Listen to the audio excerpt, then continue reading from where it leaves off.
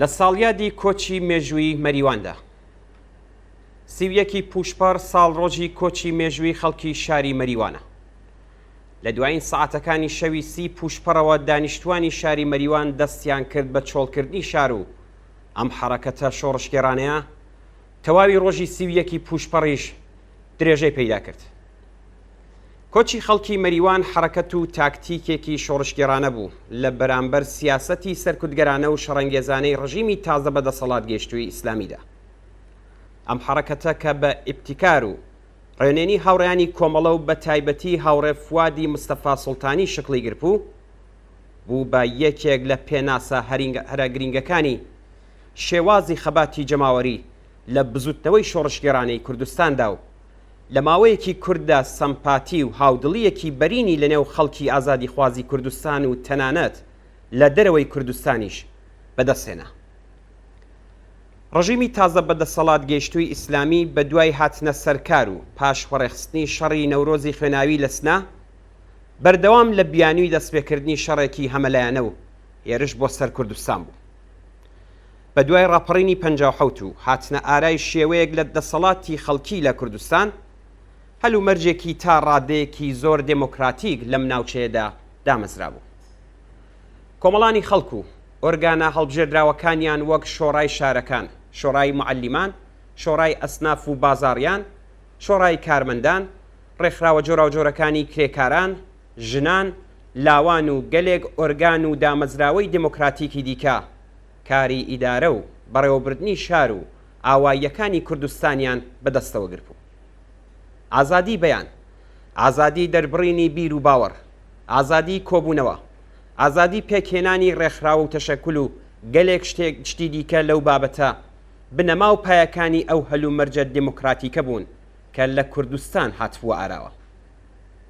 بە کورتی کۆمەلگای کوردستان خەریکی تاقیکردنەوە و ئەزمونێکی بە نرخی دموکراسی بوو کە لەسەر باقی شوێنەکانی ئێرانیش دەتوانێت ڕنگدانەوەی هەبێ. هەر ئەو سەردەما شارەکانی کوردستان ببوونە جێژوانی هەزاران ئینسانی شۆڕشگێڕ و تینووی ئازادی لە سەراسەری ئێران. کۆمەڵ کۆمەڵ لە کچان و کوڕانی شۆڕشگێر لە باقی شوێنەکانی ئێرانەوە دەهاتنە کوردستان و ئەو ئەزمونە بە نرخەیان تاقی دەکردەوە. دیار بوو تەحملی ئەو دۆخە لە کوردستان بۆ ڕژیمێک کە بنەماکانی لەسەر دیکتاتۆری سەرکوتو دژایەتی ڕوون لەگەڵ هەر چەشنە ئازادیەک دامەزرا بوو ئاسان نەبوو. بۆیە هەروەک ئاماژەی پێکرا لە هەوڵیەوەدا بوو کە بیانوویەک بەدەست بێنێت و هێرشێکی بەرین بۆ سەر دوایین سەنگەرەکانی ئازادی و شۆڕش دەست پێ بکات. لەوەها هەلومەرجێکدا بوو کە دەوڵەت ئونی خەڵکی چەکداری لە نێو شاری مەریوان کرد بووە بیانوو، ماوەیەک بوو پەیتا پەیتا بەهێنانی هێزی تایبەت و چەک و چۆڵی زۆر و زەوان دەستی کردبوو بە تیارکردن و ئامادەکردنی پادگانی مەریوان بۆ هێرشکردنە سەرە و شارە. فەرماندەی پادگان بەردەوام هەڕەشەی دەکرد.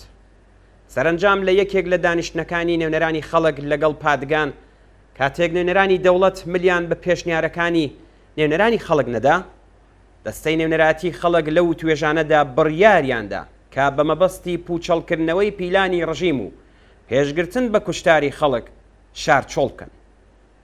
ئەم بڕیارە دەست بەجێ بە ئاگاداری خەڵکی شار گەیشت و شوێنێک لە 12 کیلومتری شار و لە نزیک ئاوایی کانی میران بۆ نیشتەجێبوونی خەڵک دیاری کرا. خەڵکی شار یەک پارچە ئەم بڕیاریان بەڕێوە برد و شار بە تەواوی بەرەو شوێنی دیاریکرا و کۆچی کرد. کاربەدەستان و بەکرێگیراوانی ڕژیم هەوڵێکی زۆریاندا کە دوو دڵی و ڕاڕایی لە نێو خەڵکدا پێک بێن و لا بەڕێوەبردنی ئەم بڕیارە پاشکە زیان بکەنەوە. بەڵام کۆمەڵانی خەڵک بە پشتیوانیکردن لە نێونەراریان یەک دڵ و یەکدەنگ هاتنە مەیدان و شاریان بە تەواوی چۆڵ کرد. لە ماوەیەکی کووردا هەواڵی ئەو ناڕەزایەتیە جەماوەریە لە شار و دێهاتەکانی کوردستان دەنگی دایەوە. ئاواییەکانی دەوروبەری مەریوان دەست بەجێ دەستیاندایە ناردنی نان و پێخۆر و یارمەتی جۆراوجۆر بەرەو ئوردوگای کۆچبەرانی مەریوان. زۆری نەخایان کە شەپۆلی پشتیوانیکردن و یارمەتی گەیاندن بە خەڵکی تێکۆشەری مەریوان باقی شار و گوندەکانی کوردستانیشی گرتەوە. گەورەترین حرەکەتی پشتیوانی لە کۆچی خەڵکی مەریوان ڕێپێوانی هەزاران کەس لە ئازادی خوازان و تێکۆشەرانی ژن و پیاوی شاری سنە و سەقز و بانە بوو کە بۆ دەربڕینی ڕق و تووڕەیی خۆیان لە سیاسەتە دژی خەڵکیەکەی ڕژیمی ئیسلامی و بۆ نیشاندانی یەکدڵی و هاوپشتی خەباتکارانەیان لە خەڵکی مەریوان بە پیادە مەودای 180 کیلومتری نێوان سنە و مەریوان و سەقز و مەریوانیان لە دوو ڕێپێوانی جیاوازدا بڕی و خۆیان گەیاندە ئەو شارە. کۆچی بە کۆمەڵی خەڵکی مەریوان و دواتریش ڕێپێوانی شکۆداری خەڵکی سنە و سەقز و باقی شارەکان بەرەو مەریوان بووە هۆی دەنگدانەوەی ئەو حەرەکەتە شۆڕشگێڕانەیە هەم لە ئاستی ئێران و هەم لە ئاستی نێونەتەوەیشدا.